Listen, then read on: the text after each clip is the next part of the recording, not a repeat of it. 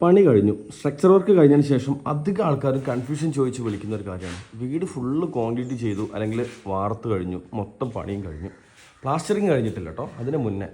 ഇപ്പോൾ നിങ്ങൾക്ക് ഈ ചുമരിൽ കാണാൻ പറ്റും, ഇവിടെ ഫുള്ള് വെള്ളമാണ്. ചുമരിൻ്റെ മുകളിലും ഫുള്ളായിട്ട് വെള്ളമാണ്. ആരും പേടിക്കേണ്ട കാര്യമില്ല, ഇതെന്തായാലും ഈ വെള്ളം വരും.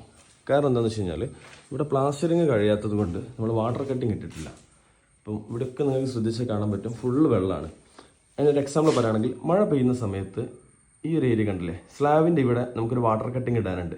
ആ വാട്ടർ കട്ടിങ് വരാത്തത് കൊണ്ടാണ് ഇപ്പം ഫുള്ളായിട്ട് വരാറ്. ഇപ്പം ഈ ഒരു വീടിൻ്റെ ഈ ചുമര് ഫുള്ളായിട്ട് നനഞ്ഞിരിക്കുകയാണ്. ഇനിയിപ്പോൾ അടുത്തത് കാണാം, ഇതാ ഈ ഒരു പോർഷൻ നനഞ്ഞിരിക്കുകയാണ്. അപ്പം എല്ലാവരും വിളിച്ചിട്ട് ഈ ഒരു മഴ സമയത്ത് ചോദിക്കുന്നതാണ് എന്തുകൊണ്ടാണ് ഇങ്ങനെ നനഞ്ഞിരിക്കുന്നത് എന്നുള്ളത്. എന്തായാലും നനയും. ഈ ഒരു പോർഷനൊക്കെ കണ്ടില്ലേ. അതിന് റീസൺ എന്താണെന്ന് വെച്ച് കഴിഞ്ഞാൽ നമ്മൾ സൺഷെയ്ഡ് ചെയ്ത് ഇപ്പം ഈ ഒരു സ്ഥലത്ത് പായലും പൂപ്പലും കിടക്കുന്നത് കാണാൻ പറ്റും. ഇവിടെ നമുക്ക് എന്ത് ചെയ്യണം, വാട്ടർ കട്ടിങ് ചെയ്ത് കഴിഞ്ഞ് കഴിഞ്ഞാൽ മാത്രമേ വെള്ളം പ്രോപ്പറായിട്ട് നമുക്ക് ബ്ലോക്ക് ചെയ്യാൻ പറ്റുള്ളൂ. അത് ബ്ലോക്ക് ചെയ്യാത്തത് കൊണ്ടാണ് നമുക്ക് എന്താ പറയുക, ഇൻസൈഡ് ഫുള്ളായിട്ട് വെള്ളവും കാര്യങ്ങളും എത്തുന്നത്. ഈ വീട്ടിൽ മൊത്തത്തിലുണ്ട്. കാരണം ഈ വീട്ടിലെന്നില്ല, ഏതൊരു വീട്ടിലാണെന്നുണ്ടെങ്കിലും ഇത്തരത്തിൽ വെള്ളം വരും. കാരണം മുകളിൽ ഞാൻ പറഞ്ഞ പോലെ വാട്ടർ കട്ടിങ് ഞാൻ വീഡിയോയിൽ ജസ്റ്റ് ഒന്ന് മെൻഷൻ ചെയ്യാം, എങ്ങനെയാണ് വാട്ടർ കട്ടിങ് എന്ന് ഉദ്ദേശിക്കുന്നത് എന്താണെന്നുള്ളത്. ഇല്ലാത്ത പക്ഷം ഫുള്ളായിട്ട് ഈ ചുമരൊക്കെ ഫുള്ള് നനഞ്ഞിരിക്കുന്നത് അതുകൊണ്ടാണ്.